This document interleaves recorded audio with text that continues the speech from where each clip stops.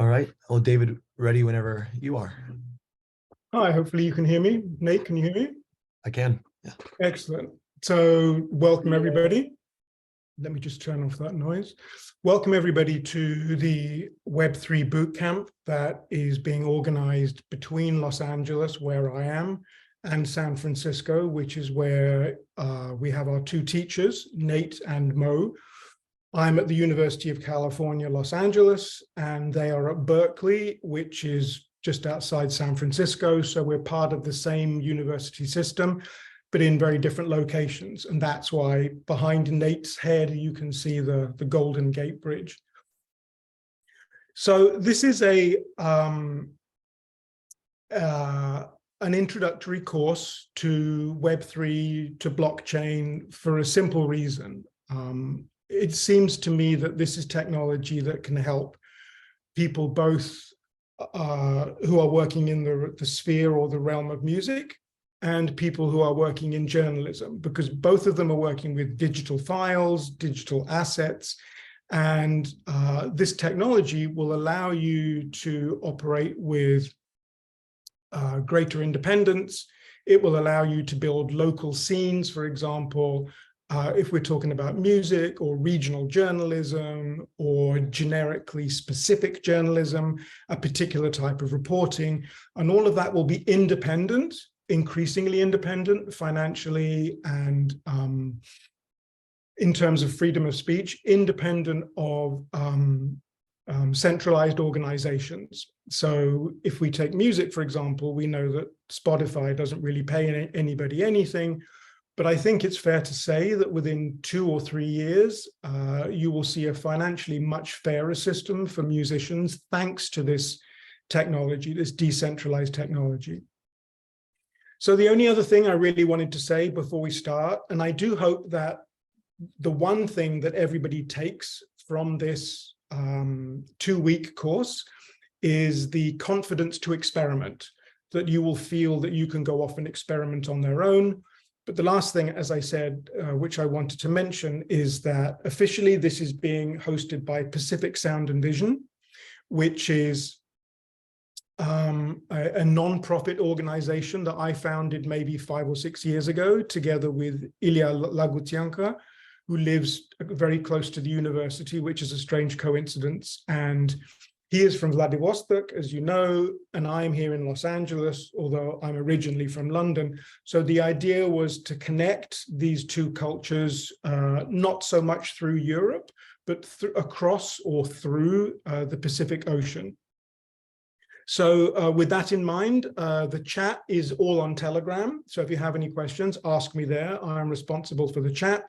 There will be questions you can ask Nate and Mo after every section. They will open up also the chat here in Zoom. So you'll have plenty of opportunities to ask questions in English or Russian. You have translation, simultaneous translation. All you need to do is click on the little image of a globe that is at the bottom of your Zoom screen, and then you'll be able to choose between English and Russian. We are recording everything, so all of this will be made public at the end of the course. But if you'd like a certificate, then you have to attend the classes, just the six classes that are Monday, Wednesday, Friday. The speakers in between on Tuesdays and Thursdays are optional. So with that, I'll hand it over to Nate and Mo. If you have any questions, ask me on Telegram. I am there permanently, but otherwise have a great time. All right. Well, David, thank you so much for the introduction. Okay, well, we will kick it off.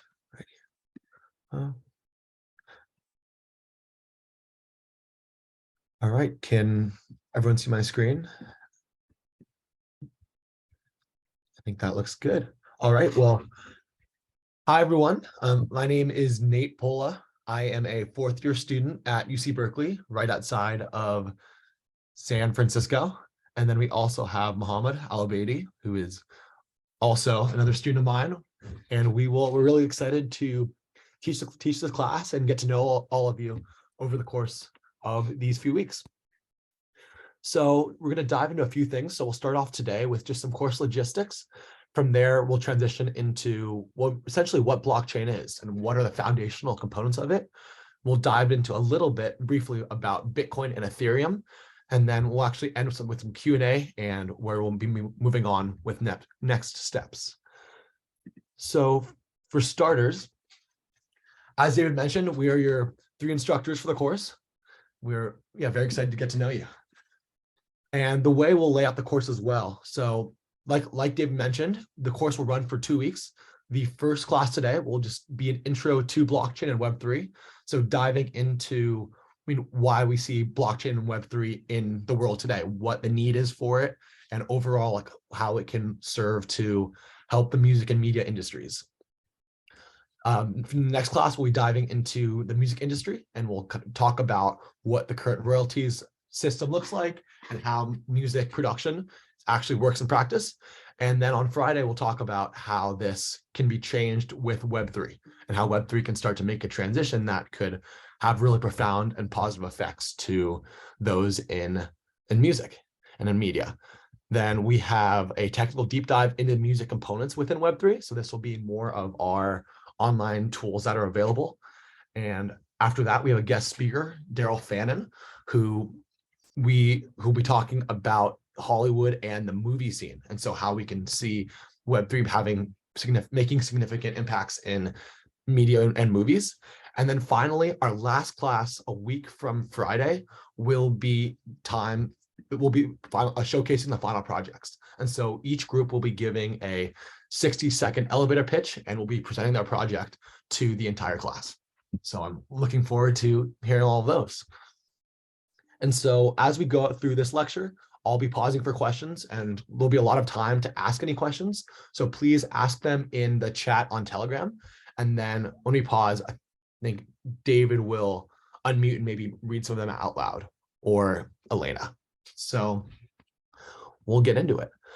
So just to talk really quickly about the final assignment as well. So as we mentioned, that there will be a final assignment for the course, and this will be an elevator pitch, which will be presented on the last day of class.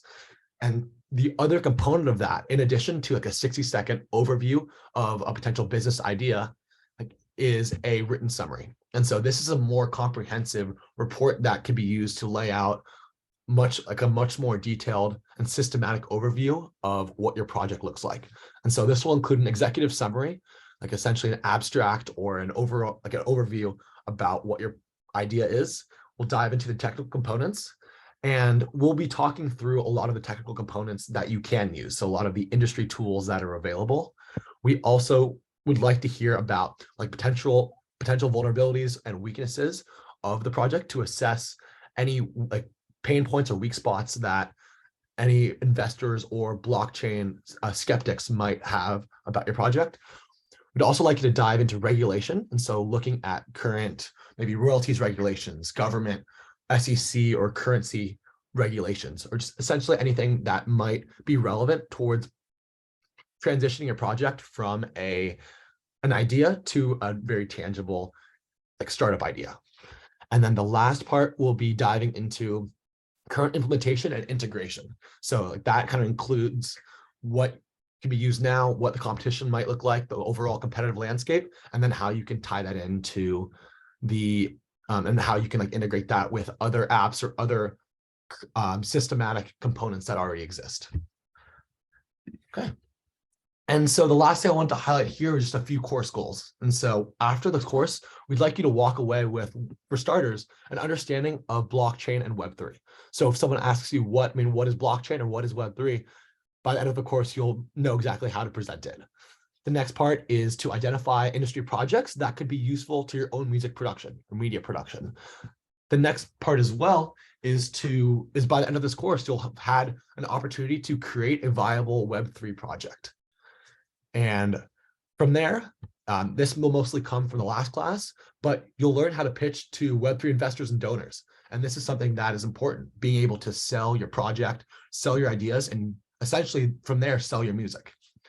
And the last part too is everyone in this course is a musician or an artist or is creative one way or another. And so I'm hoping that you'll all get a chance to get to meet one another and potentially set up some collaborations or find ways to get to know some other artists.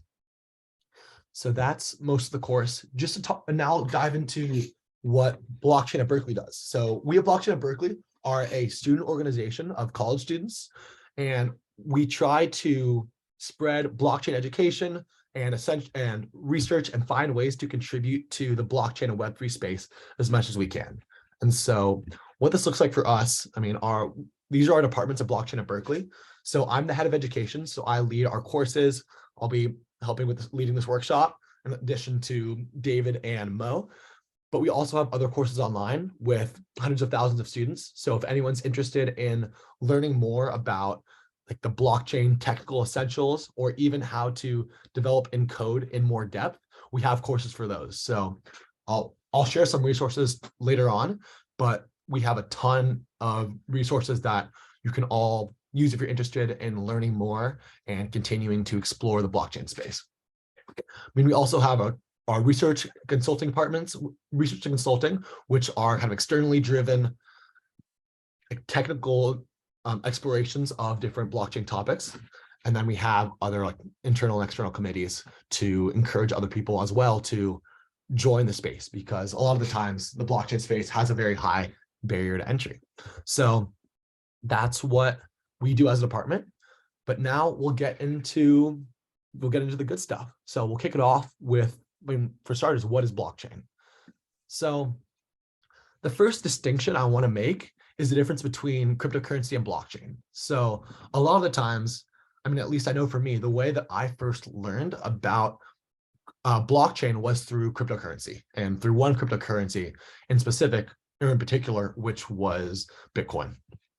So just as an overview, so cryptocurrency is a completely digital, formless currency that is tied together using computer science, cryptography, and economics. And so it's essentially a way of creating a digital currency, or that is backed through these three components, like computer science, because it's fully online, cryptography, which is what keeps it safe and secure, and then economics, which is what regulates and gives it actual value, or gives the currency value. And so Bitcoin is a form of a cryptocurrency. On the other side of things, we have a blockchain, which is the data structure behind a cryptocurrency. And so it's a method of storing data amongst multiple parties that ensures that the data is secure and you don't need to trust the other parties. And so we could think of blockchain as the foundation upon which Bitcoin and cryptocurrency are built, in addition to a whole lot more.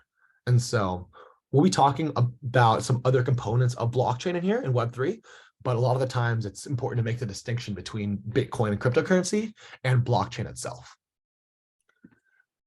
So the next part I want to dive into really quick is the difference between Web 1, Web 2, and Web 3. So this term Web 3 or Web 3.0 gets thrown around a lot more recently because of how it is a new emerging technology. And so just to talk about kind of the history of internet back in like the early 2000s, even like in like 1995 to 2000, we had this idea of Web 1.0, and this was just the beginning of the internet. And so Web 1.0 can be thought of as like your Wikipedias or your read-only web pages. And so by read-only static, this essentially means that the internet was something that could be accessed and read online, but not much more beyond that. And so you might be able to read different news posts, stories, or maybe even seeing some other, like you could pretty much read information and access information online from anywhere. And that was like the first revelation of the internet. With time, as we saw like in the early 2000s, we saw the emergence of Web 2.0, which is what we see as social media apps, like overall ways that users can interact with other users across the world. And so this is where we saw the introduction of like online messaging, emails, like I said, social media, and all these other apps where information could be either accessed online or could be transferred online. And so this gave a whole new dimension of depth to how people could interact with one another and with various content online. And so now we're seeing the rise of Web3, which is what can be thought of as well as a blockchain-powered future.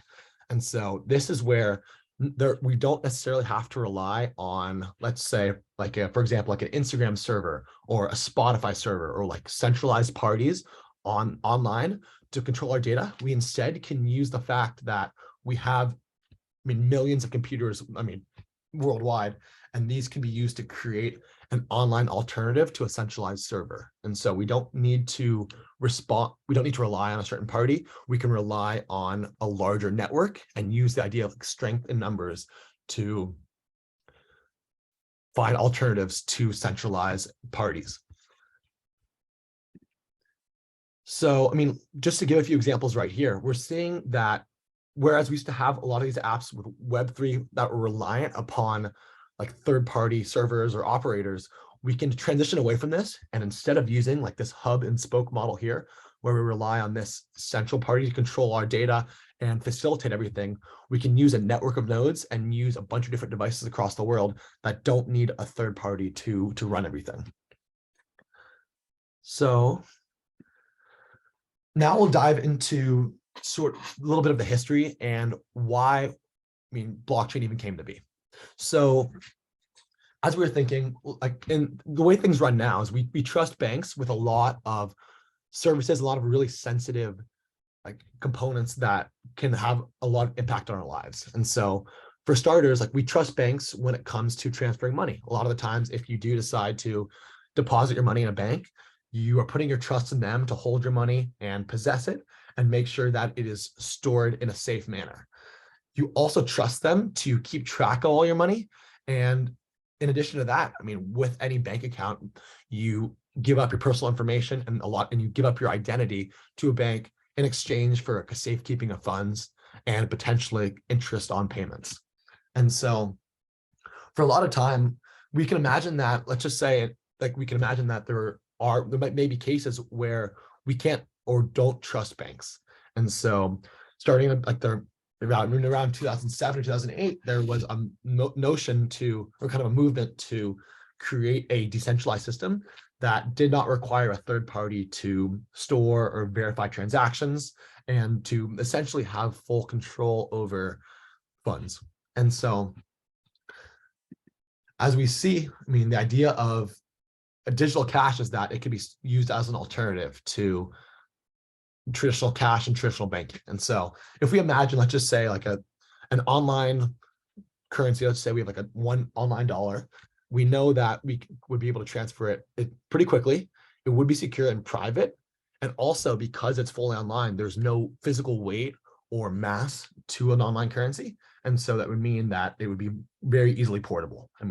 Using the internet, a currency like this could be spread and sent almost instantly. But the largest problem that came from the idea of digital currency is that it's difficult to create scarcity of digital objects online. And so if we imagine, let's just say I had one digital dollar here and I wanted to transfer it to someone else, what would stop me from essentially taking a screenshot of that $1 and then sending it to 10 different friends? And if there's no way to verify scarcity or uniqueness within a currency, then it becomes very difficult to actually have a currency that can possess and maintain value. So the problem I just mentioned is called the double spend problem. The double spend is using the same piece of currency multiple times. And so in this example right here, with an online digital currency, we have $1, but there's nothing preventing someone from spending it multiple times. And so this is the foundational challenge that comes with creating digital currency. And blockchain is, and I'll talk in a little bit about how we can use blockchain to solve this problem. So there are two different ways right now. So there's the way that's been used traditionally to kind of verify transactions is what banks do. So right now, banks are the party that records and verifies all transactions. And so they have a very clear track of where money goes and who owns it from time to time and how it can be traced verifiably.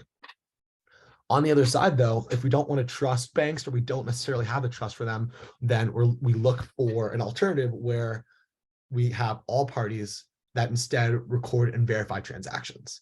And so, like I said, as we saw the difference between Web 2 and Web 3, we're switching away from this idea where one party is in charge of all transactions, and instead we can use transparency and transparency of funds to allow all parties to verify transactions. So how do we do this? I mean, briefly, we use, as I mentioned, like the combination of cryptography, economics, and game theory, and then distributed systems. And so I'll dive into all of this a little later, but the idea is that everyone essentially takes on the role of a bank because everyone will record and verify all transactions. And by creating a situation where all different parties can all talk with one another and communicate and verify transactions, then we can know that everyone is on the same page, and having this full transparency can allow everyone to essentially compare the list of transactions and not require one but privatized other party to take control. So I'll keep going for now, just and we'll do some questions at the end. But now we'll dive into a few of the components and the biggest changes that come from a blockchain-based system versus a traditional financial system. So as we know, with all different forms of, I guess in all situations, we have different forms of governance or like governing. And so as we've seen in the past, we may have a situation like this with a bank where one bank is in charge of all different transactions and parties. And like I mentioned, this is like a hub and spoke model where you're very reliant on one party for everything to run smoothly. And so as we've seen, though, we're trying to switch to a situation where we can cut out this middle party and instead have everyone interact with one another, and so that there is no one central point of failure. Because as we see here as well, like if we have, like in any way we slice it here, if we have one central point of failure, then this kind of cuts out all communication between like external parties. And so by creating a decentralized model, one where there is no one central party that everyone needs to interact with for things to run smoothly, then we create a system that doesn't need, like, is not reliant on any given party.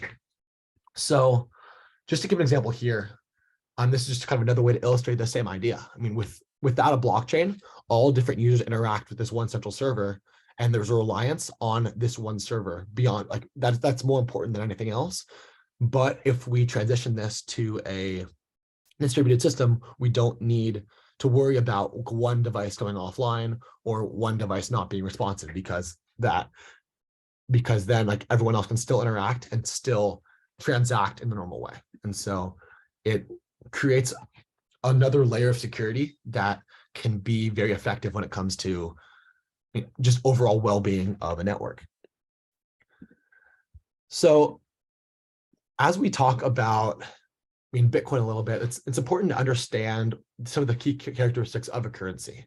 And so the first one is that a currency needs to be durable. So it just means that it doesn't lose value and is not destroyed. And so it needs to be able to to have some longevity to it and persevere for long amounts of time. Because if people don't believe in a currency, then it loses its value and it essentially can become worthless. The next is that a currency needs to be portable. If something can't be transferred easily, then it becomes very difficult to actually to use it as a widely accepted form of currency. The next is divisible. So as with anything, currencies need to be split into very small amounts. Like, for example, with any currency, we have, there's a reason that we have dollars and cents. We have coins versus paper bills. And this is all just in the purpose of currency being divisible. The next as well is having uniform values, like uniformity in a currency. And this just means having all units of the currency being identical in value. Something else as well, which may seem slightly counterintuitive, but it's the idea that there needs to be a limited supply of a currency for it to have value. And so with any currency, by creating a limited supply, then this is what allows, like based off of like economic principles, the currency to maintain its value. And then the last part is a currency needs to be widely accepted. People want to believe in it and think that it has value for it to actually serve as something that could be in exchange for a good or a service. Wait, Nate, just wanted to hop in for uniformity. That can also be referred to as fungibility, which is going to be an important term later on in this course. That's very true. Thank you, Mo. So now to break down blockchain. So blockchains have a few key characteristics. The first is that, like I mentioned with some of the diagrams earlier, it has decentralized control. And so rather than having a one party make all the decisions, there is this idea of communal consensus where everyone who's involved has a say in what happens in the network and how it will, and like how changes that are made will have future effects down the line. And so everyone who interacts with blockchain has full transparency and is able to see everything that is going on. The next part is that a blockchain is tamper evident. So this means that it's very clear if the system has been tweaked or adjusted because of the way that a blockchain is structured. And then the last part is this idea of Nakamoto consensus. And so this relates a little bit to this idea of decentralized control, but Nakamoto consensus refers to how everyone who wants to interact with the blockchain must spend some resource when doing so. And so this has there's a few reasons for why this happens, but the thinking is that we'll talk about it a little bit, but the thinking is that by creating some slight barrier to entry, then everyone who does interact with the blockchain has an incentive to act honestly and to kind of put the well-being of the blockchain and put the truth at the forefront. And so one of the challenges with a blockchain is that, kind of just like with anything, there is no one sense, like universal sense of truth. And so it's very difficult to create a system where everyone works in the way that the user wants them to without having some kind of incentive. And so that's where this Nakamoto consensus comes in. So we'll get into all these right now. So the first part, just kind of comparing the past to the future.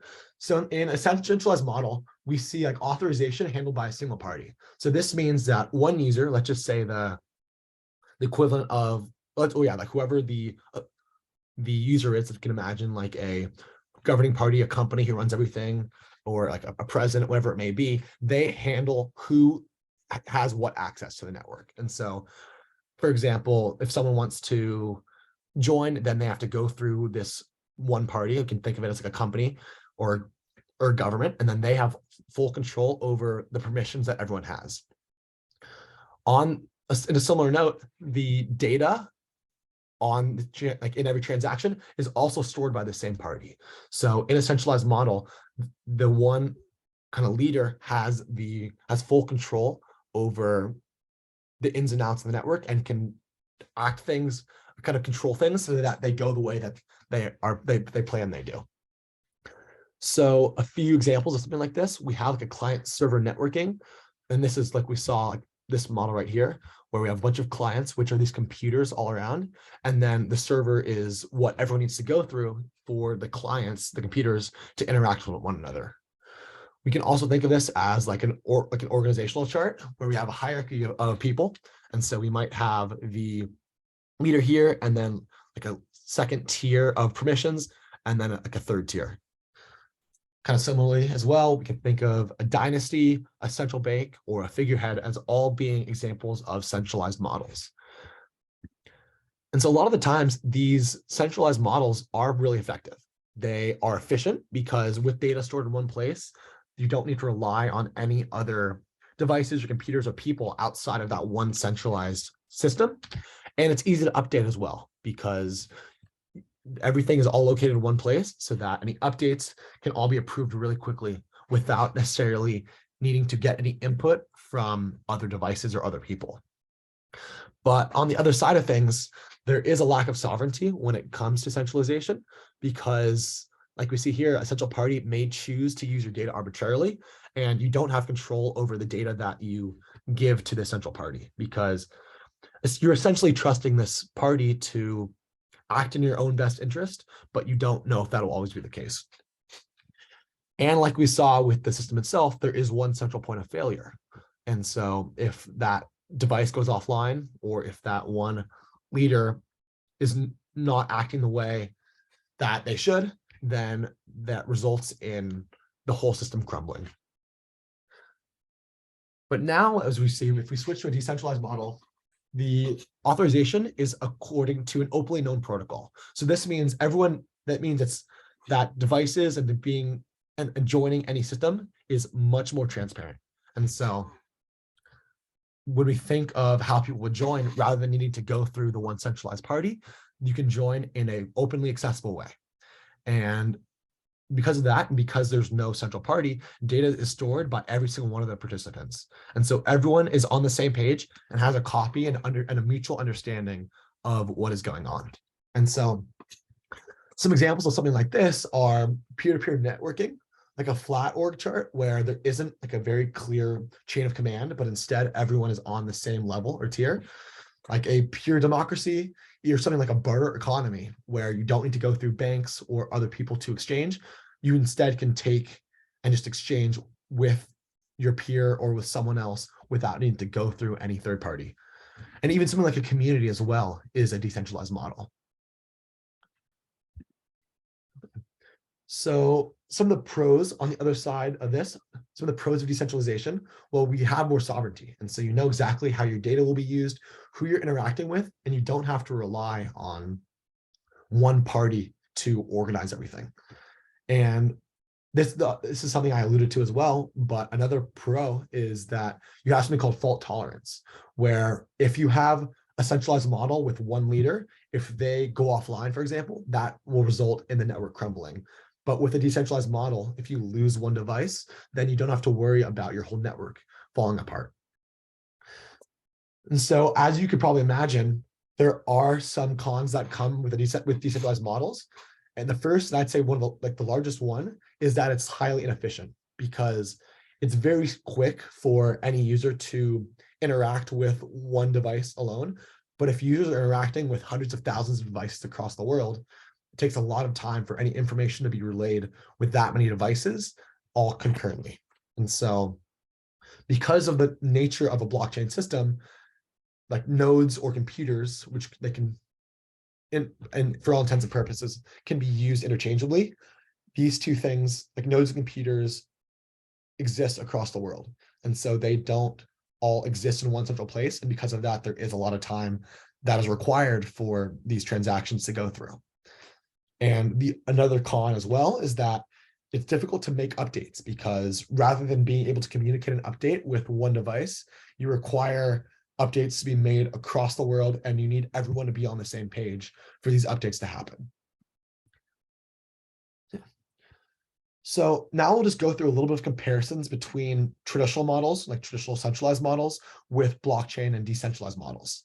So the first is that with record keeping in a traditional model, this is the way that users typically interact. So user one, if they want to send $3 to user two, they will go through the bank, the third party, like even the merchant, or not the merchant, the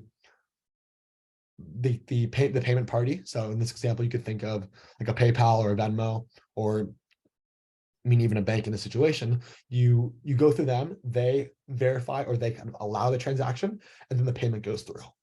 So something like this is very reliant upon this centralized party for the transaction to go through. And so there are two steps to how transactions are kept in a traditional model. So the first is this verification step. So the centralized party here will take a look at user one and see that they actually have enough funds to send to user two. The second step is to actually write down this transaction and keep a track of the fact that user one passed $3 on to user two. And then after that, like once both of these steps go through, then the dollar amount will be transferred from user one to user two. In a blockchain model, everyone does this transaction step. So transactions are bundled together in pieces of information called blocks. And so in a blockchain, the reason why we even call a blockchain is because it's a data structure that essentially bundles pieces of information together and then links them to one another using like computer science cryptography. And what this does is it stores a very transparent link of where the money goes, so to speak. So with a piece of information, let's say user 1 wants to pass money to user 2, then this transaction will be included in a block, which is essentially just a ledger of transactions. And it specifies that the money went from user 1 to user 2.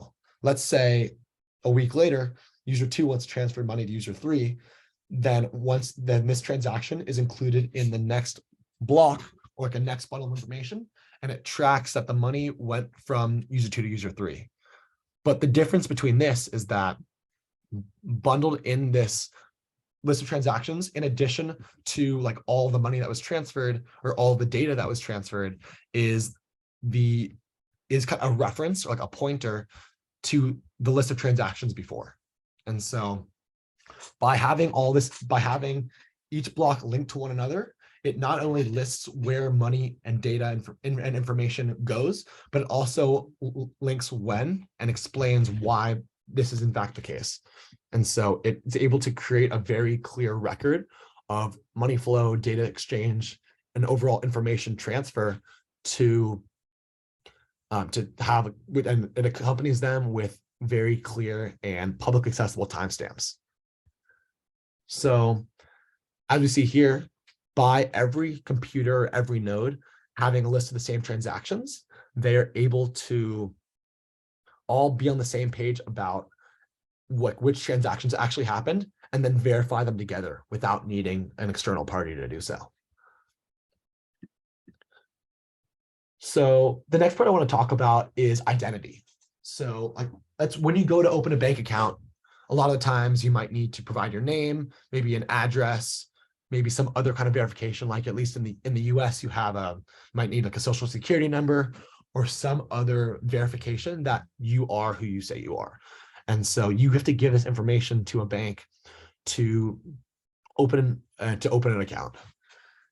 And a lot of the times the reason for doing so is, one, to be able to spend and receive money, but the other side as well is for blame, because with money, a lot of the times money can be transferred, or there could be a lot of situations where identities are crucial towards like tracking where money goes and where money is spent, because it's very important for people to essentially be who they say they are. And what this does is it allows for, or it kind of creates a very difficult limit for people who may not be able to provide the necessary documentation, or like that would be required to open an account. And so a lot of the times, as we've seen, there's now been a more recent need for people to be able to interact with money without having to provide all the necessary documentation or information. So in the daily life, there are a lot of different identities. I mean, we see that houses, for example, have like an address and let's say a mailbox key. So everyone might know the address of a house, but not everyone can access any mail that is delivered to a house. And with an email, emails have like email usernames or aliases, which are accessible to everyone. And then they have passwords, which are only accessible to the user who owns the email or the email username. And this works as well, at least with Bitcoin, and with in the blockchain space, we have something called a public key and a private key. So your public key is where information, money is sent, and your private key is how you access it. And so these two are naturally linked through cryptography, and they are encrypted. But what this does is allows for every person or user to have a way to transact with one another, while also separately having a way to access any funds that are transacted with. So that is how identities are used more so in the blockchain space. So getting more into these public and private keys. So each identity is represented with a unique public key. So your public key is your externally facing address or your externally facing username that can be used to identify where you might want funds to be sent. On the other side, you have your private key, which is your way to unlock the public key. and it's a way to access any funds or tokens that might be sent to that address. So the way to think about this as well is that your public key is used for receiving any funds, but if you do want to redeem or actually cash in on those funds, then you'll do so using your private key. The next part I'm going to talk about is this idea of consensus. So when you have a centralized model, it's very easy for people to come to consensus because there is only one decision maker. But if you have a network of hundreds of thousands of participants, then it's really, really difficult to get everyone on the same page and to create a situation where everyone agrees with one another. So that's why consensus is such a difficult part of any distributed system or decentralized system. And so I'll talk through what consensus looks like here. So just for starters, consensus is the process by which a network's participants come to agreement on some decision to be made. So in our case here, we want all network participants to agree on changes to a ledger of transactions. So and this can apply to any situation. And so if we think back to the traditional model, in this case, we place all of the trust in banks. So we fully believe in banks to agree upon where funds are sent, who sent what to whom, and overall, just to allow them to facilitate all these transactions. However, we don't have a bank or a third party to do this in a centralized in a decentralized model. So we'll talk about the progression of consensus here. So the first idea for consensus is that you can just have everyone accept valid transactions as they come without really questioning it. So it's a naive model that just assumes that any transaction that comes my way will be valid. So imagine we have a transaction here and everyone agrees upon it. Well, let's say that we have a situation where Alice wants to try to send the same Bitcoin to Carol and to Bob. So in this example, Alice promises 1 Bitcoin to Bob in one transaction, but then spends the same 1 Bitcoin to Carol in another. So this is what we saw to be the double spend attack. And this is where one token, 1 Bitcoin right here, and the same Bitcoin is being spent twice. And so it's artificially inflating the overall supply of Bitcoin, which in turn cuts the value from it. So what can we do to prevent this? The idea here, one idea is something called democratic consensus. And so in this case, let's have proposers that broadcast transactions and voters can choose whether or not to include these transactions. So in this situation, Alice will broadcast a transaction that says that Alice will give 1 Bitcoin to Carol and then 1 Bitcoin to Bob. Well, because this transaction is broadcast, everyone sees that this 1 Bitcoin that Alice has is being spent twice, and everyone can all decide to reject this transaction. So right now, this seems like a much better security measure that can be used to remove any fraudulent activity in a blockchain system. But the problem here is that if this is the case, if Alice knows that this is a fully democratic voting-based system, then Alice can add more devices and instead gain the majority and then be able to overturn decisions that Carol and Bob are saying right here. So with this is the case, what can we do here to prevent Alice from making tons of accounts and then kind of enacting this fraudulent activity? So right now, the next step is to enact something called Nakamoto consensus.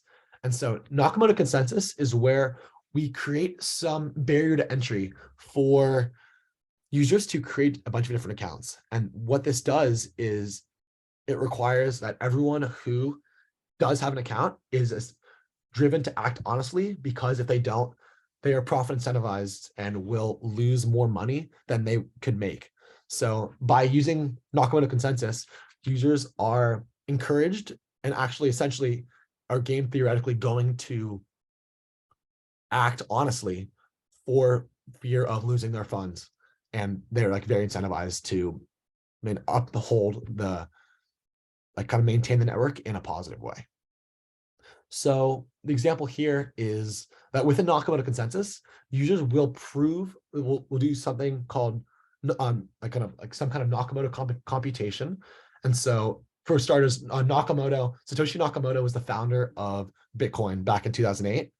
And Nakamoto consensus refers to expending some resource or doing some brute force computation, which takes time and it takes energy. And what this does is that is what is used as the barrier of entry to be able to cast a vote or to be able to vote upon all transactions.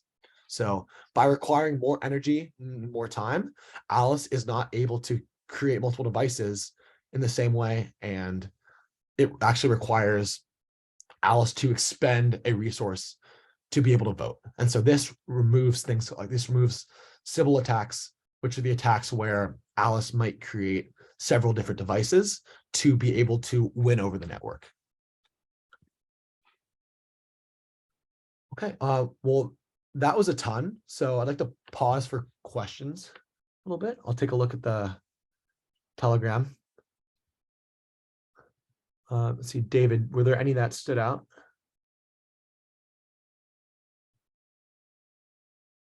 No questions so far. Okay. Maybe we should ask people whether what the speed is like, whether it's too fast or too slow.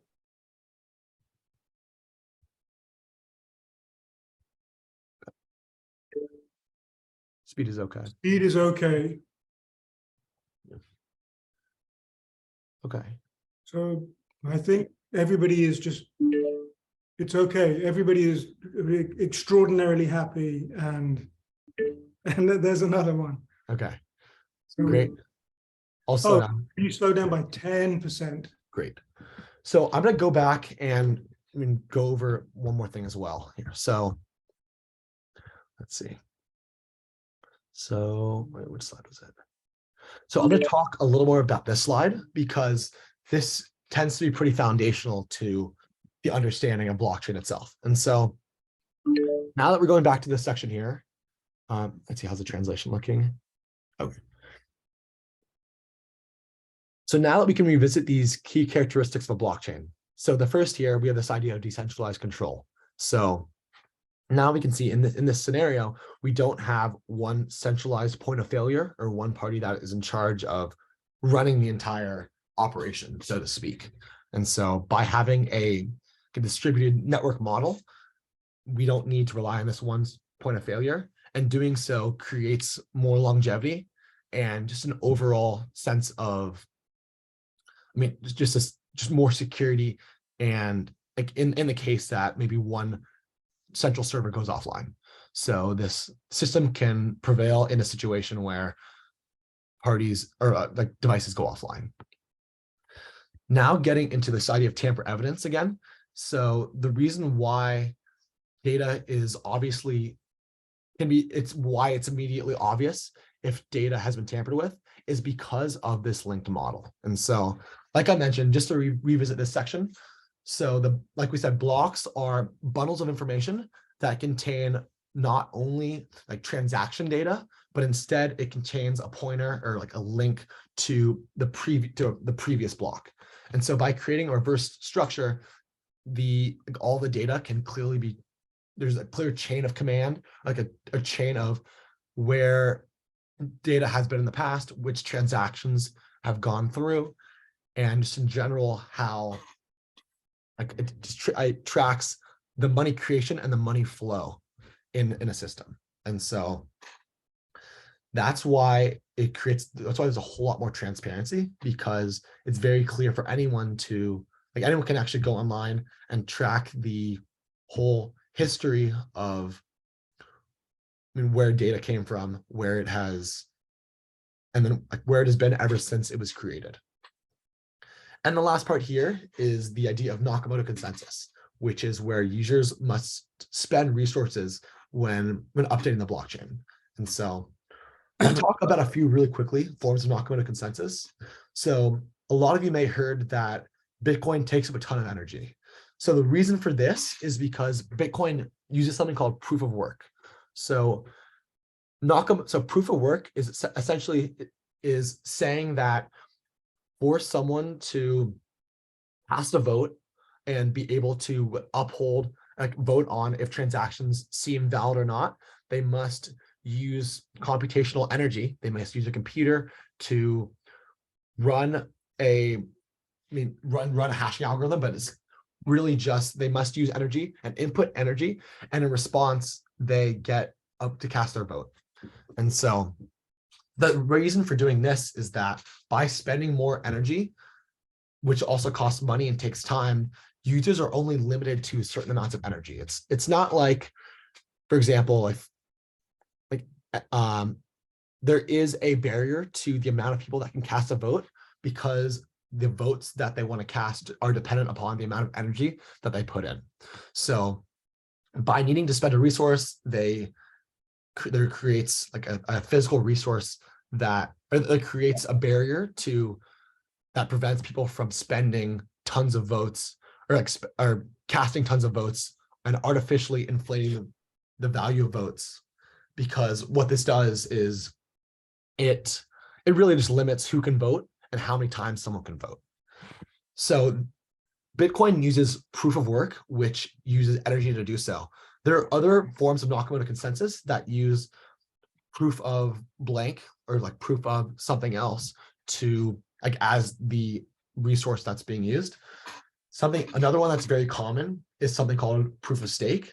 And so rather than using energy as the resource that they input, instead can use money or a token or something that has monetary value, and then they'll be able to vote in proportion to the amount that they have staked or that they have, or the amount of money that they put into the system. And so this kind of situation, proof of stake, allows for people to, rather than having to waste all this energy simply to vote, they can temporarily deposit their funds or their money, and in return, they can vote and then have the money returned to them. And so just by putting it and like kind of inputting money in a system, then they don't need to waste all this energy when it comes to voting on a blockchain. Sorry if that was a little confusing, but are there any questions about Nakamoto consensus, proof of work, proof of stake? I've got a couple of questions here. One is, could you explain one more time about public and private keys? Okay. And the other question, I have three actually. Well, let's do them one at a time. So they're coming in fast and furious. So why don't you answer the first one, and then I'll give you the next one. Okay. So the difference between public and private keys again. Yeah, so the analogy that I like to use here is that a public and private key can be thought of as a username and a password. So this is the equivalent of in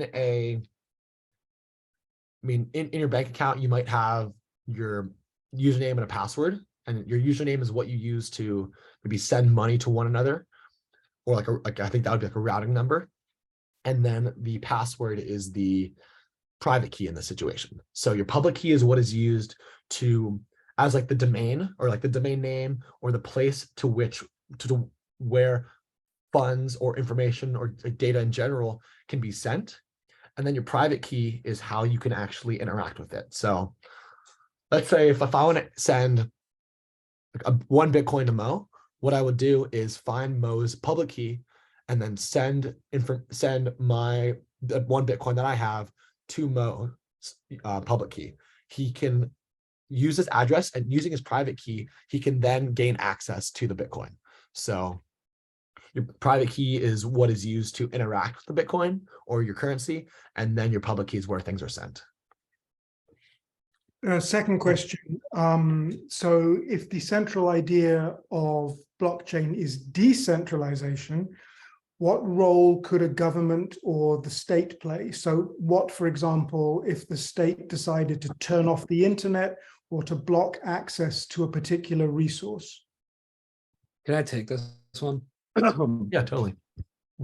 Yeah, so basically, I would say if the government decides to place a sanction like Russia has done in the past on transactions, this is actually the perfect use case for blockchain, or perfect problem for blockchain to solve. So the entire point is that it's a peer-to-peer network, which basically means that if a government or any authority or malicious actor wanted to come in and basically say, hey guys, yeah, you can't be doing this anymore. Just shut this whole operation down. Like, it's very easy for them to do that when there's an entity like Google, for example, that's like registered under their like legal law. However, Bitcoin was created by some anonymous person, right, who just put up code in a white paper on how it works. And also people like me and you who wanted to uphold this network created their own nodes and ran that code, right? And so there could be people all over the world. There could be some like Mo from like Ulterior Dimension in Russia and some Nate and like some, Ulterior Dimension in like, I don't know, like the Middle East or something. And we can all be like running nodes, right? And so if a government wanted to come in and place like a sanction, they really have no power, right? Because they would actually have to like go and shut down every single node that's upholding the Bitcoin network, which one would be like very hard to like find, but two, even if they did that, you would probably have to like put a power outage or internet outage across the entire world, which would cause more chaos than preventing transactions. And so they have no incentive to do that, which is why we say like the buzzword like censorship resistant. That's where the censorship resistance actually comes from. Thank you very much. Next question is, if the blocks in the blockchain each represent a previous transaction, over the course of 5 to 10 years, that could create a giant tail of information. Do these blocks self-destruct with time, or does every new transaction come with a virtual ledger book eventually? Right. So one of the design goals of a blockchain itself is that every single transaction can be traced all the way back to the Genesis block, which is the first block in a blockchain. And so the part about it is that, and kind of some of the, like one of the design features is that rather than self-destructing, the way that these blocks don't get infinitely large in size, because if you can imagine, like, 10 to 15 years of transactions can end up taking a lot of room. What happens instead of tracking of like kind of containing everything as well, is blockchains will use something called pointers, or essentially reference other blocks as time goes on. And so what this does is, let's say your first block, your Genesis block, contains 5 transactions. Well, then your second block will contain in itself, other than the 5 transactions, a pointer or a reference to the Genesis or first block. And so as time goes on, as you have more and more transactions, your block size will stay more or less the same. And so that's the way in which all the transactions can be stored efficiently. And that's how like these, and that's why the blocks don't need to self-destruct and can actually track all of the transactions over the entire lifetime of a blockchain. Yeah, I was gonna say like a really good analogy to use here is like, imagine if we like this entire class, all 131 of us right now, wanted to start a physical blockchain, and we bought like, X amount of boxes, right? And we were like, all right, let's write down on a paper the transactions that happen. Basically, we would all be storing these transactions in each box. And what this like identifier hash of the previous block would literally be like, oh, go back to like, if I'm on like box 2, like go back to like box 1 to check what transactions happened in box 1. And so the reason like block sizes aren't like increasing by the number of transactions is because we're just telling you like the identifier of the previous block. And so no matter how far in the blockchain you are, you can always basically trace back to the box with the transaction you want, and then go inside of it to actually check for the transaction. There's a related question. If each and every operation adds a new block, is there a scenario in which that chain would become too long? And if so, does that mean we will simply need increasingly powerful computers?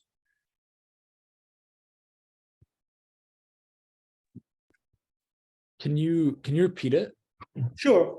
If every operation adds a new, so I'm translating, but if every operation adds a new block, what happens if that chain becomes too long? Does this mean we will need increasingly powerful computers in the future?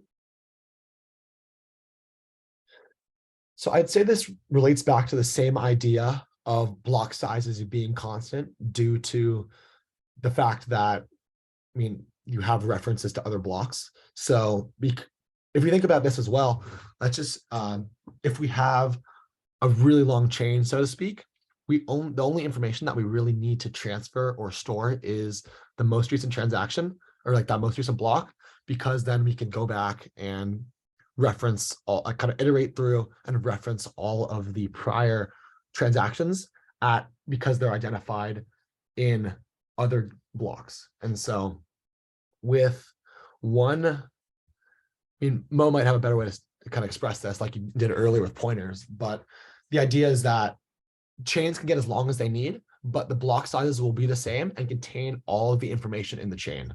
So it doesn't necessarily matter as much if a chain is, let's say, like 3 blocks long or it's 300,000, because the block size will be the bulk of the information needed to find any of the transactions. And so I think another analogy, which I like thinking about as well, is let's imagine that we have like one photograph or one picture, and this takes up, I mean, this is never the case, but in a very extreme sense, let's say it takes up 1 megabyte of data, or like 1 unit of data. Well, imagine we had, instead of this one picture, we had 4 pictures that we printed out, put in a grid. So we have these 4 pictures all next to each other, and then took a photo of that. So that photo will still contain the same amount of data, and it'll still be like 1 megabyte or 1 unit of data. So we can imagine if we continue doing this forever and ever, so we'd say we have one photograph that has 4 little screens, we get 3 more of those, and we have 4, now we have 16 photos. We can do that forever, and it'll still be contained in the same amount of space. So that's a similar idea of a way that we can store information in a block and use that to still access all the transaction data or the overall information that is in a block. There's a suggestion here that maybe in some cases the state or a government could negatively affect the blockchain by, for example, blocking accounts on a particular service. What do you think of that? So there are situations where the government has control. So there are a lot of discussions about if blockchains can in fact be used privately. And so we can imagine that in the current situation, governments will want ultimate control over their currency, but maybe there's a way for them to adopt blockchain technology. So like let's imagine that the US government, if they wanted to block Russian accounts, for example. Or let's say if they want to block foreign accounts, they would want to be able to do so without allowing people without having full control. I guess to rephrase that, if we have like one centralized party or like one governing party that wants to have control over a blockchain network and block accounts, they could do so by implementing other like more privatized solutions. So as we see like true blockchain networks, and what we'll be referencing for the most part in this course, are fully public and decentralized networks. But there are ways to kind of tweak some of the foundations of blockchain networks and to create slightly more privatized ones. And so, as we mentioned here, like if we look at this scenario, like one adaptation that was made was this idea of Nakamoto consensus and this like brute force computation. So just like, the input being energy, and after you use energy to and like add computational power, then you have voting power here. So the same thing can happen as well. Rather than using maybe, let's say, brute force computation or energy as an input, you might be asked to, or you might be able to create a blockchain that needs to verify, let's just say like a US driver's license, or maybe a birth certificate in the US. So there are different ways to create systems where there are requirements to join, and this in turn could be used to block certain accounts. Yeah, I was just gonna hop in here and say, like, I think there is usually a pretty like a pretty big role government can play in what we call like fiat on-ramps or centralized exchanges of digital assets. So like some examples of like a centralized exchange is like Coinbase, Gemini, FTX, which is not doing too well right now. Basically, all of these are traditional financial entities that specialize in the exchange of digital assets or assets on the blockchain. So the reason this is important to note is like these entities definitely do have to abide by the laws, rules of the government, and do not have like most of the properties that we're explaining here, right? Because they're not decentralized networks, they're just centralized networks. And so basically, I think the person who's asking a question, yeah, definitely, like the government can block people from exchanging like US dollars to Bitcoin on a centralized exchange, right? I think like that is a role they can play. However, it's basically the question becomes how do you get your Bitcoin? How do you on-ramp to Bitcoin without needing like a government currency? And the way you do that is like either by asking someone to send you Bitcoin or like by doing a little bit like piece of work or something that someone can pay you for. Right. And so basically, the whole point here is that the Bitcoin network itself, like, is not going to go down and does not have to abide by any rules of the government. It's just like on ramping with like a government currency. So here's another question. In a blockchain network, computers give they agree to take part in the deal and they spend some of their resources making it happen. But what do they gain from that? Why should computers take part in this process to begin with? What benefit do all members get? So with any blockchain system, profit is the underlying driver and the underlying incentive that encourages people to, one, even interact and kind of input their energy or something like that and cast votes, and two, to even transact on a blockchain network. And so as we see here, if we imagine that users, well, pretty much what happens is for every transaction that goes through, users, like Bitcoin miners or devices that input energy and in return are able to propose or like broadcast their votes, get two things. One, they get a small portion of every transaction that goes through. So these are like these are transaction fees between, let's say, Alice and Carol. So if we have, two people interacting with one another, a small portion of that goes towards the people who are inputting this energy and upholding the network. The other thing as well is that kind of written into the code of each blockchain has what is like a rate at which tokens are distributed or introduced into the network. So this is the idea of money creation being another factor that encourages people to provide energy or resources to a network. The more that energy they put in, the more likely they are to have an opportunity to either facilitate these transactions and create the next chain. And from there, they get transaction fees, and they also get a very steady flow of Bitcoin that is being introduced into networks. So just like governments might create more money, it's the same thing that happens from blockchain networks or Bitcoin in this example. More money is introduced, and this money goes directly towards the people who help to uphold the network. So they get a direct financial benefit, and they also become more important members of the democratic group. Yeah. I just also wanted to add, like, this is kind of like more it's like more of a meritocracy in this case. Like, this is basically like, I would think of it, imagine if all, like, again, like this class, right, wanted to uphold Bitcoin and we were all in competition with each other and we're playing a game and we're basically like, hey guys, whoever can find the answer to this like insanely complex mathematical problem, which basically derives this thing we call nonce, which we'll get into like some other time.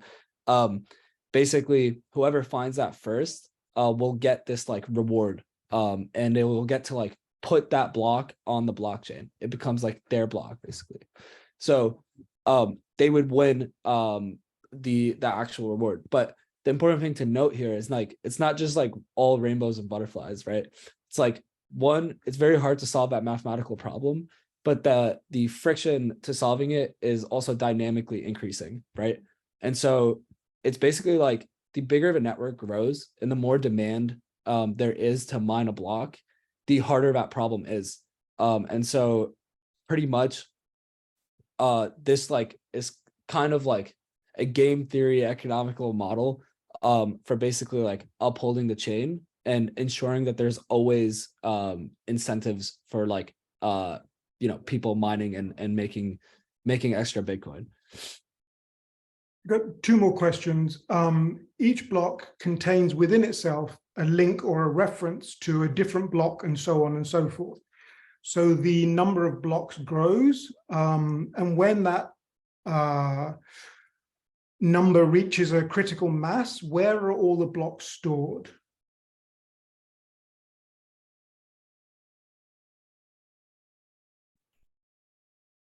Mo, do you want to take that or do you want me to? Yeah, sure. So, okay, basically, I think something that we also sort of like skipped over this lecture for simplicity is the fact that there's like different type of nodes, right? So there's like the different types of nodes, like or like main two that we should talk about are like light client nodes, which are basically the nodes you're running on some like wallet app or like some client browser. And those nodes don't have to have like every transaction on the blockchain, but instead just like a recent history. And basically there's also like full nodes. So full nodes are like for the people who are running like an entire Bitcoin mining operation, like huge server rooms, huge rooms of computers. Those people are the ones that are responsible like for storing all this transaction data. So where does it go? I think I think we can safely say because of like this hashing system, which is basically like leveraging the properties of a one-way function to basically prove if anything is tampered with, instead of actually like having to store this like huge amount of data on like literally every single block to like prove whether or whether to prove something has been tampered with.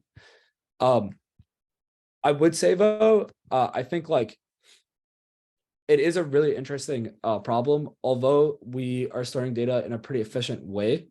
I think like, yeah, if you look like maybe 2 decades, 3 decades down the road, infinity decades down the road, if this data does become way too big, how can we actually ensure that like people like anybody can still participate in mining and everything? And so I'm more than happy to actually dig in and do more research on this kind of like theoretical problem of like what happens as we approach infinity data on the blockchain, and like take a deeper dive on the next lecture. But yeah. So just the final question then for now, what would you say is the main benefit of this technology for the creative industries, for music, let's include journalism? And is it possible to draw some type of parallel with the peer sharing services of the past? So I imagine the question refers to things like Napster. Yeah, so actually we're gonna get into that. I think we have just like 1 or 2 more slides on Ethereum that we have to get to before that question is kind of like relevant up to this point in this lecture. So That sounds great. Yeah. So I can definitely like maybe take a stab at that at the end if we have some time. But Nate, do you want to just finish off like the slides? Yeah, totally. Well, one more thing I wanted to say as well is like Mo mentioned about the idea of different types of nodes. So you might have nodes that contain like the full blockchain on the device. And so that, in examples of that situation, well, one, because we have a distributed network, the beauty of this is that not all the data needs to be stored on one device. And you can imagine that, let's just say you have 5 gigabytes of data, for just throwing out random numbers, you could decide to put 1 gigabyte of data across 5 different devices, or maybe you want to copy that and then have 10 devices that all have, with 2 of them having the same amount, like the same bundle of information in a certain case. Like there are a lot of different ways that you can slice it up, the data distribution, so that it exists all across the network. And so it's like light client nodes, or nodes that might only be used to interact and transact with one another, don't need this full copy, but instead they can just, like I mentioned, just reference back to their original data, to the original blockchain, wherever it may be located in the network. And so everything is much more accessible if it is distributed all across the network than it is if it is kind of left all in one device. So it's a lot of potential for, and like a lot of different ways that you could distribute this data and have it stored, but it still becomes accessible to everyone. And then the other part too, so now we'll kind of start to make a transition into, very briefly, just a very brief overview into like Bitcoin and Ethereum, and just what we see as the difference between the two. So for starters here, we know Bitcoin's the first cryptocurrency. And like I mentioned earlier, so this Genesis block, the first block, was mined in 2009. And so this is the first bundle of information that ever existed on Bitcoin. And so everything that has existed since then actually can reference all the way back to this block. So even the most recent blocks that are being released today can trace all the way back to this Genesis block in 2009. And so that's why this link structure is so important, is because it can contain information that is so old, or like so relatively so old, while also not taking up a ridiculous amount of space for everyone involved. So, and just like kind of like a little fun fact right here. So the Coinbase, kind of like the link, because so, as every block is linked to the block before, the first block needs to be linked to something to kind of maintain this linked structure. And the link from the first block links to a story that talks about like the chancellor bailing out banks. So it's the kind of the roots and this self-sovereign roots of Bitcoin. And then the other thing I want to dive into here is comparing Bitcoin with Ethereum. So Bitcoin was essentially, it's very coin centric. So a lot of the value that is derived from Bitcoin comes from the fact that Bitcoin is an online asset that can hold value, store it, and it fulfills all the characteristics of a currency that we highlighted before. And so the purpose of it primarily is to serve as an alternative to a current, like existing fiat currency, or like a tangible currency. On the other side, we have Ethereum, which is not really as much an alternative to currency, but it's a platform and can be thought of as a decentralized computer. So rather than using Bitcoin, or rather than using its token as a store of value like in Bitcoin, Ethereum uses this token as fuel. So you can imagine like putting coins into a parking meter. Like it's being used for some purpose, or maybe like paying for, I'll talk about that in a little bit, but kind of the main idea is that Ethereum is used as a platform, and it enables a lot of applications and smart contracts, which is what you'll all be using to kind of develop your projects. So Ethereum is something called Ethereum Virtual Machine, or EVM, which is really the world's first distributed computer. So the Ethereum Virtual Machine, or EVM, uses smart contracts to update the state of the blockchain ledger. So what this means is, rather than having like one centralized device or computer, like imagine like all of us have, imagine if we could take a computer, like kind of split up all of its memory or piece of information that it has within it, and then spread that all across the world. So by doing this, there is no one central point of failure that a computer might have. And by inherently linking all these computers to one another, and like splitting up the computer and linking all these components to one another, we can run a lot of new really fascinating like applications called like decentralized apps, DApps or DApps, you can call them any of those, that can implement like the properties of blockchain technology, and it can create some really solid properties as well. So this will be the way that we start to think about blockchain moving forward. So we used Bitcoin as a way to introduce blockchain, but now we're going to transition our thinking away from Bitcoin. And so we'll think of it less so like something like Bitcoin, which is an alternative to currency. And instead, we're going to start to think about blockchain as a way to build out different like decentralized apps. And Yeah. so Can I just hop in here on smart contracts? Yeah, totally. Yeah.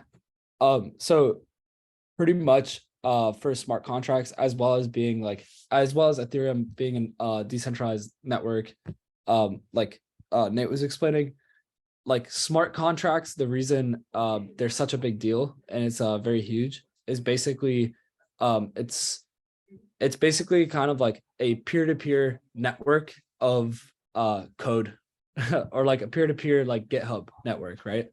What this means is before we used to have like open source code, which you would have to find some way of hosting in some like decentralized storage solution. A really good example of this was Pirate Bay, was a way to do peer-to-peer file sharing. And it was also an open source project. Basically, when the Pirate Bay team got arrested and went completely off the grid into some island, people were still able to actually host their code because the all of Pirate Bay was open source, right? And that's how torrenting still works today. So the reason this is important, instead of just hosting files, what Vitalik and Ethereum team figured out is like, oh, we can also just like host code. And so basically everybody like me and you could put up an application on Ethereum of some size, and anybody else on the network, right, has access to that application and can actually, sorry, there's a lot of background noise on my end right now, but can basically anybody can access our code and then execute on it on this like network, right?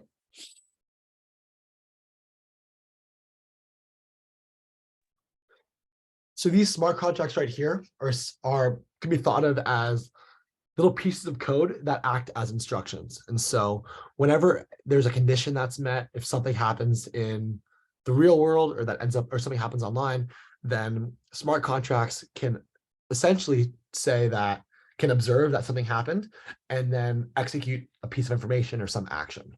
And so this seems very vague, but what this does is it can be used to automate a lot of the actions that we normally would have to do somewhat manually. And so it provides a whole lot of functionality when it comes to working with new apps, and it also doesn't require a central server, a third-party authenticator, or overall person to oversee all these things happening. That's why these smart contracts can be done without needing like one central party to run all of this. So does anyone have any questions about Ethereum or EVM? I can go over all that again too, because I know it's still pretty confusing. Right, Matt. No questions in the last 20 minutes or so. So, somebody's writing. Great. So now I'll start to talk about how we can think about like EVM in a way that relates back to Bitcoin. So if I guess in the way kind of making comparison between Bitcoin. So in Bitcoin, or like in a Nakamoto consensus scenario, for starters, we have one user that might want to transact to other users, and then everyone will cast their votes on if they think a transaction is valid or not, or they might, or then it can reject it. And so that is how, like in a very standard payment setting, things work. I now trying to think of what kind of want to get into how this can work with EVM. So for starters, one of the biggest challenges that comes from computers is this idea of like infinite loops. And what this means is that in some scenarios, you can you're able to essentially, there are a lot of ways in which malicious actors or even people who are new to the space might unintentionally like use up a lot of the computational energy or space storage that is involved with any computer or network. And so, as you know, there are, or as you can imagine, there are restrictions to how many transactions can occur on a network, how much data can be transferred at a time. Like we see, that's why email accounts might have attachment limits for how large attachments can be and what can even be sent online. So if things are very large, they'll take longer, not only for that computer, but for the rest of the network that is operating within the network. So in any case, like we can refer to this as bandwidth. This is how much a certain user can send or transact or receive at a time. So because of this, we so now kind of transitioning back into EVM, the EVM is and can be thought of as a computer. And with any computer, there is a limit to bandwidth and overall transaction quantity that can be passed on at a certain time. And so because there is a whole lot less accountability, because we don't have a direct link between like your public and private key in a Bitcoin network, for example, does not link directly to your first and last name, your address, your social security number, any other form of identification in reality. So we still have like, for example, like an address is still an identity, but it doesn't connect to your in-person identity. So because of this, it's difficult to hold people accountable for any malicious work or any kind of, any malicious activity that they do. And so instead, we have to find a way to implement some kind of safeguard or a way to limit overall transactions that are uploaded or kind of put on or used by an Ethereum network.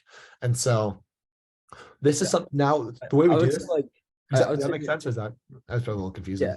Yeah. I would say like an example of this is like if I wanted to facilitate a transaction between me and Nate is selling his little digital item or NFT, and he's selling it for 2 Ethereum, and I hold 2 Ethereum. The way we would do it, like in the physical world, would be like me and Nate meet in some like back alley, and we're trusting that we're not going to kill each other, right? And basically, Nate gives me the the physical item, and I give him the cash. There's problems with this, right? Obviously, if me and Nate met up and he tried to give me some sort of physical item, I would obviously jump him and basically just steal the physical item and run away without paying for it. And so there's this like element of trust between both parties that has to happen to exchange these 2 items. On Ethereum, because you can't trust anybody on the internet, basically you need some sort of trustless way to make a transaction between 2 parties.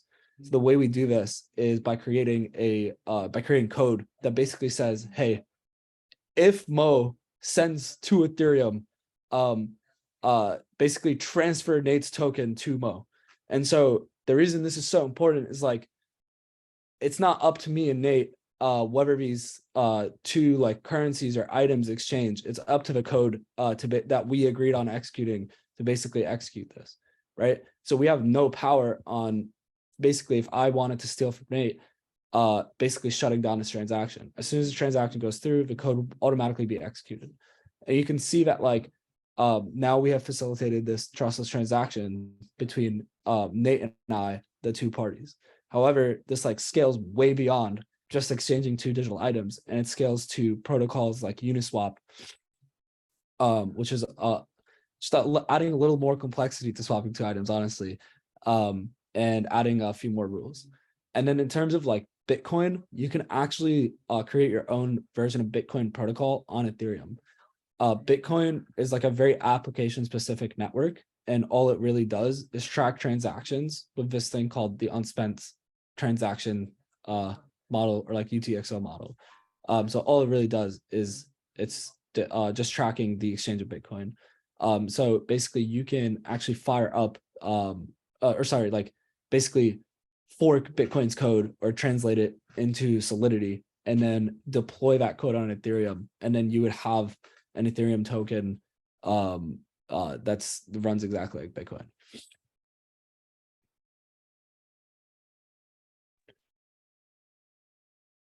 Yeah.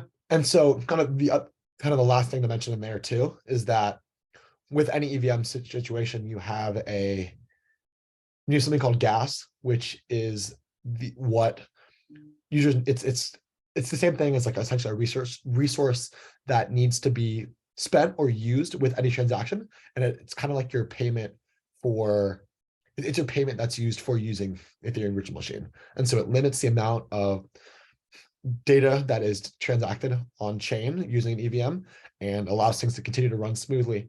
And so the price of storage or the price of gas, which is like your user fee for any given transaction that you might want to put through or activity on the EVM can vary depending on the current network congestion or how many people are using the EVM at a time.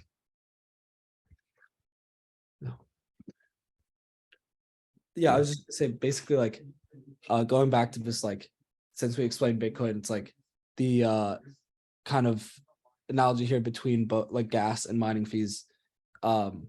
Basically when you transact on Bitcoin, you're directly changing some of the data on chain, right? Or adding some of the data on chain. And so you have to pay some amount for that because this new like data has to be like stored, right? So on Ethereum, same exact thing, but now we have like basically contracts that have to be deployed, which is a lot more code. And so we need some sort of way to prevent attacks from someone just being like, hey guys, here's my 7 terabyte code base that I want to put up on the network. You guys can deal with it.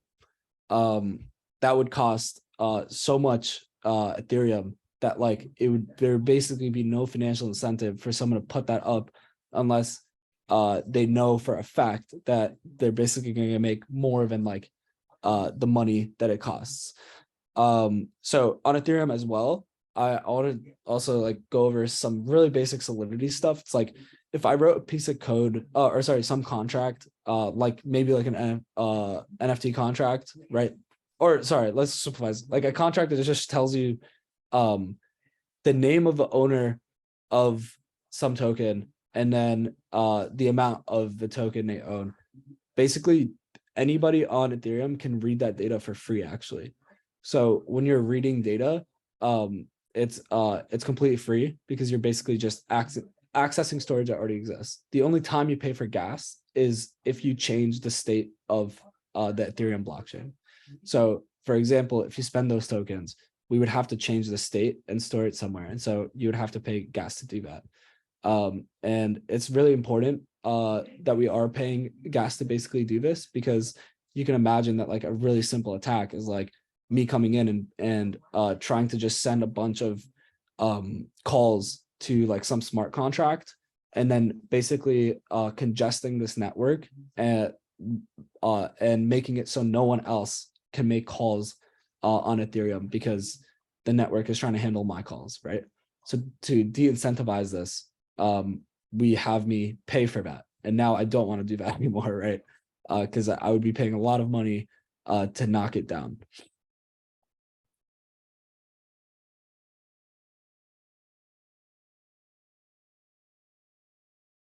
I've got one quick question, if you don't mind. Somebody was asking on Telegram, what if there is a malicious act taking place on the chain? How is it possible to find the person responsible for that bad behavior, and what possible acts or moves could you take to prevent it happening in the future? Right. So a lot of the ways, I mean, as I mentioned earlier, all the incentives that are used for the most part are profit driven. And so like when we look at certain scenarios, like so we talked about proof of work and proof of stake. So proof of stake, or at least proof of stake, is where you need to essentially deposit your tokens or some kind of something with monetary value before you can vote. And so the way that someone might act maliciously would be through voting. They might propose a double spend transaction or something like that. But at the same time, if we imagine that there are 10 users in a network, one person proposes a double spend where they can spend one Bitcoin twice, and so essentially get a surplus of one free Bitcoin. The 9 other users can identify this and all choose not to vote and not to accept that transaction in their own personal blockchain. And so if the vote doesn't go through, then we see, I mean, there are a few more specifics into this, but I mean, It's why not? Yeah, it's basically like you're a malicious actor on Bitcoin. Your transaction hash is invalid. Good job. You don't get any money. Bye. That's it. So Like, that's kind of how it works on Bitcoin. It's like you're just not going to make any money. So you're basically just like spending your resources of like computation, for example, and getting nothing back for those resources.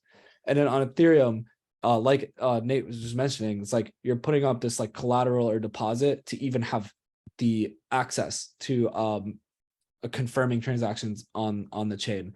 And so what happens if you're trying to confirm like a transaction that's malicious? Well, how proof of stake works, like they actually slash your money, right?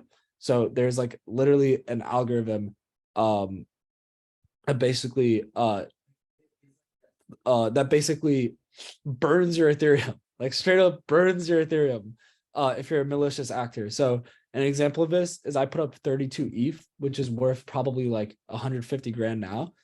And if I try to put up a malicious transaction, they'll slash me for like some amount of ETH. So like let's say 16 ETH. And so as these like malicious behavior like increases, you can basically see that like through an economical and game theory perspective, let's say if like I was a trillionaire and I tried to do something malicious to Ethereum, yeah, I basically have no incentive to do so, right? And even if I was a trillionaire and tried to do this, because it's a dynamically increasing slashing amount, like after a certain amount of money, like it would basically, the amount of money I would have to spend to knock Ethereum down would approach infinity dollars, right? And so at that point, like literally it becomes unaffordable for anyone to do so when the network is like at its weakest point. So people are forced to spend more and get less. Right. Yeah. If they're acting maliciously, of course. Another way you can think about it too is like within Bitcoin, you're also, by acting maliciously, you end up being at a disadvantage, because let's imagine that, I mean, finding that you in Bitcoin, you use proof of work, and you could say that to get the block rewards, like the transaction fees and the block rewards that come from proposing a valid block. If you think of that like a scavenger hunt, where the first one to find the treasure wins and then they get the rewards. Well, if you propose a non-valid block, everyone's going to go on to the next round of the treasure hunt without you, and you're left behind. So you're at an inherent disadvantage, and it becomes even more difficult for you to, and even at times nowadays, almost impossible for you to receive future rewards from the next block, because everyone kind of moves on to the next round without you, and you're stuck with nothing, and you've lost all this energy as well. So there's a related question. What if you have that, let's call them a malicious presence, a bad actor inside the network? If that person has acquired somebody else's private key, is it possible to find them? The question is, it's hard to understand how if the blockchain is predicated on confidentiality. Yeah, so there is no way to recover a private key after it's been stolen. So that's one of the challenges that come from that it causes as well. Like there is no forget my password button or way to recover a lost private key. And so once your funds are drained, normally what would happen is people tend to just transfer funds, because there is no link between public and private keys and real world name and identity. People could just transfer funds to a new account, drain the account, and then have full control over a new account. So there is no way to recover a lost public and private key, or a lost private key. And I got one more question here, a very fundamental question. When individuals vote in the network, how do those votes take place? Is it an automatic system? Yeah, it's completely automated. Like it's basically just a code base, or like, yeah, I guess, yeah. It's literally just a code base that anybody could run on their computer and participate in the network with. And I just like, it's just important to note that like this code is all open source, which basically means everyone on the network has access to it and can see like literally every single line to make sure that it's not like stealing their money, for example. That's great. That's the end of the questions for the moment. Cool. Yeah, Nate, is this everything? Well, I also want to talk a little bit about the idea for the project too. I mean, so I was thinking that, I mean, if we have a little time left, we could talk about some industry implementations of things in media. I know there was a question about how this can be used practically in journalism, in music, in movie production, in all these factors. Exactly. Yeah, there was that question. And somebody even asked, I forgot, will they be having an opportunity before the end of the course to learn about how to set up a wallet, for example? Yeah, we could walk through that too. We can record a video and send that to the class as well, or maybe include it in one of the sections. But yeah, yeah. I was gonna say that's definitely gonna be included in the section where we like dive deep into building DApps that are specifically related to media. And then for the other question on practical use cases of decentralized applications or blockchain in media, basically like spoiler, like next lecture that's exactly what it's about. And I'm basically gonna give an overview of the music industry, the problems that exist within the industry, how they historically like came about, as well as explain the current Web3 music landscape and basically applications aiming to solve these problems, as well as problems that still exist today that each one of you can like go out, research, and try to tackle. So that's basically all the next lecture is about. And yeah, just to like, I guess, give a short answer. As you know, or might not know, like the media industry, whether it's film, music, historically, has been run basically like private equity firms or like real estate firms, in the way that there is huge monopolies that exist of people that own an enormous amount of the rights to all your guys' favorite music, all your guys' favorite films.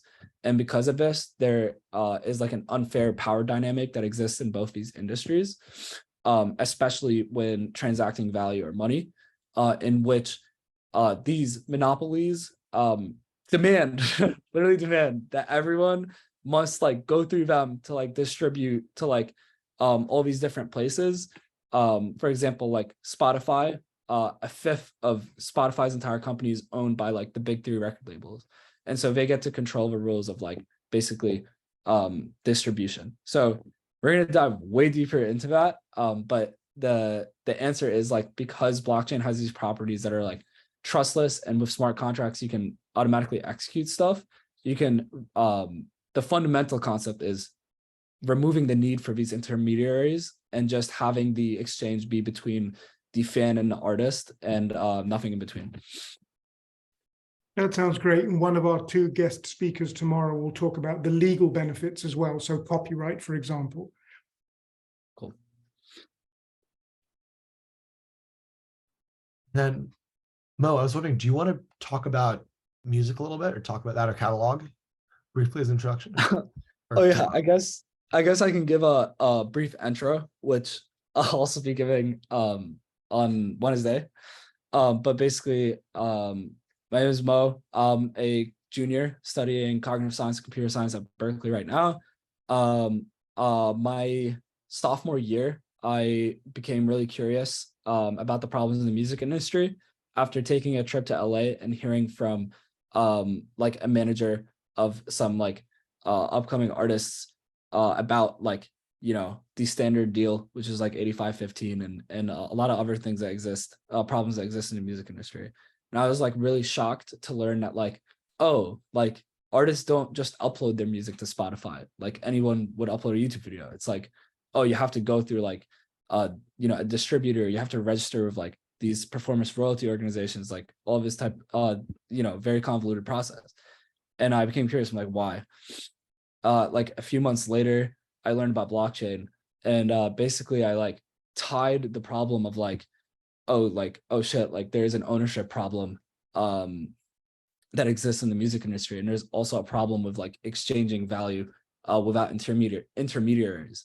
And I was like, wow, there's like great potential for blockchain to maybe solve these problems. And so I just went down like a really deep rabbit hole. I ended up founding a company called Music with 2Us.xyz, which aimed to enable people to own and invest in their favorite music. And so we ended up raising grants from Peter Thiel's BitDAO organization, as well as getting accepted into the Berkeley Blockchain Accelerator. And yeah, so I worked on that for a while, and we ended up joining forces with a competitor who's doing something very similar, called Catalog Records, which we could probably talk about as well. So joined there as a core engineer, and that's what I did till January of like this year. And now I'm back in school and exploring the other opportunities in this industry, and really excited to like basically teach about it, because it's going to be emerging in like the next 2 years or so. I know Nate from blockchain at Berkeley, which is just the club that he was explaining.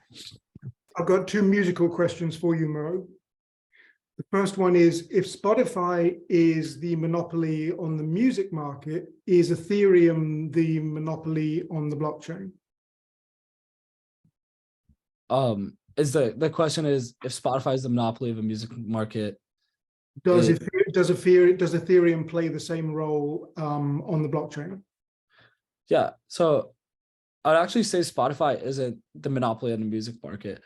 Spotify was like founded with like pretty good intentions. However, because they're an app that relies on giving access to an insanely large music library, for them to like get a hold of this library, they basically had to make a few compromises in the beginning of their journey with like record labels, including like giving up ownership in their company, which is 20% ownership, to basically gaining access to like the rights to play that music and stream it.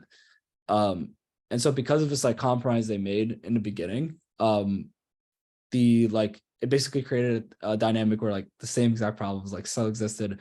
We just had like a way nicer user experience in like streaming music than like going to a radio. But do you think Ethereum has now acquired the same monolithic status vis-a-vis the blockchain or not? No, I wouldn't say so. So like a good analogy is like Amazon and Google and a host of other companies, they offer this service where you can like host your website on their servers. So you don't have to like go buy computers and like host it on your servers. So these services are called AWS, as well as like Firestore and Firebase. I would say like Ethereum is more like these services, where literally like every decentralized application, including Uniswap and like all these other applications, are being hosted on Ethereum. Same way that like Spotify, PayPal, your Google.com, any of your favorite websites are like hosted on like some people's server. And so I think like definitely not. Like Ethereum is more of like a network and platform that other applications can be hosted on top of, and less so of like that like any monopolizing force in like the industry, music industry. And here's a related question. What happens when a journalist or a musician dies? What happens regarding the exchange or trading of their work on the blockchain?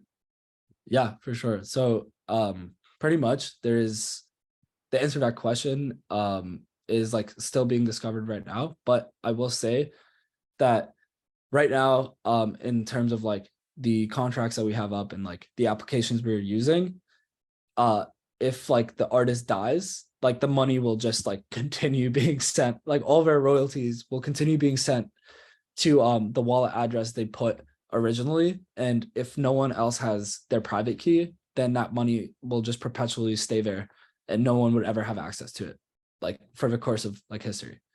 But that's a great question. That really helps to introduce tomorrow. Like I say, one of our guests tomorrow is a lawyer who will be able to answer that as well.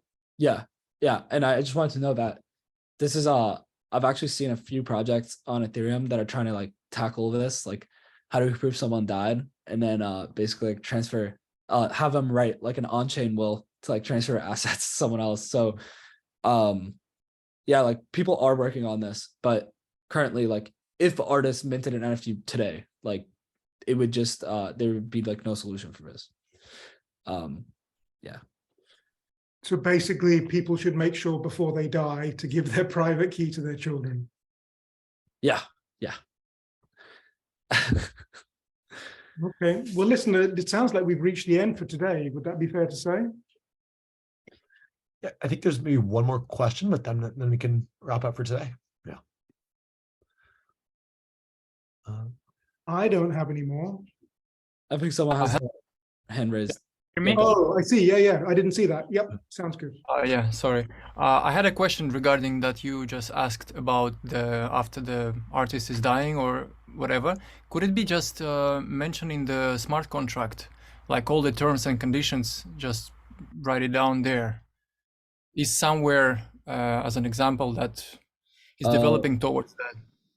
Yeah. So pretty much, yeah, you definitely can store like maybe a link to a PDF of some like legal document that states, oh, this person should be getting paid the money.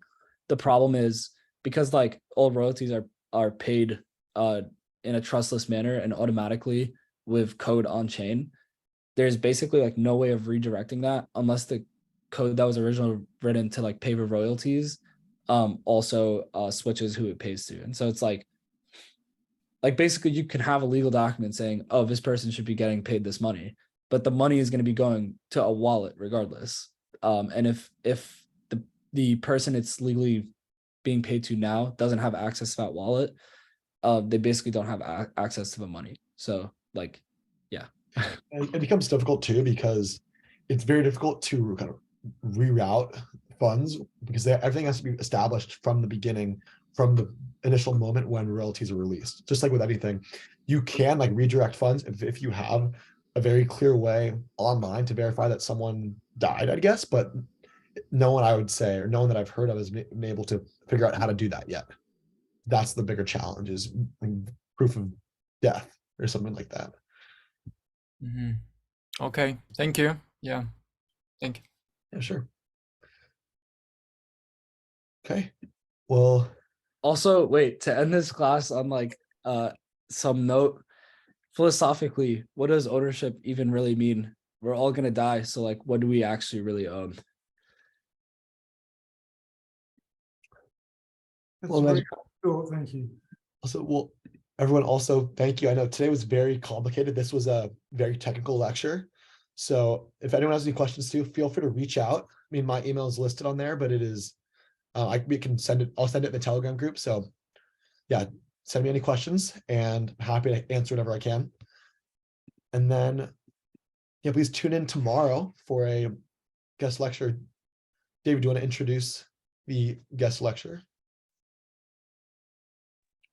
Yeah, tomorrow we have a couple, so it's a different format. It's just question and answer, a conversation. You guys, the participants in the course, you define the content. We have two speakers, one from the world of music and one from the world of law. So if you have any particular questions, let me know. I will remind you in Telegram of who these people are. I'll send you their little bios, but that's a little bit later tomorrow. We start 1 hour later, but we use the same Zoom link. So it's the same link for all of the events.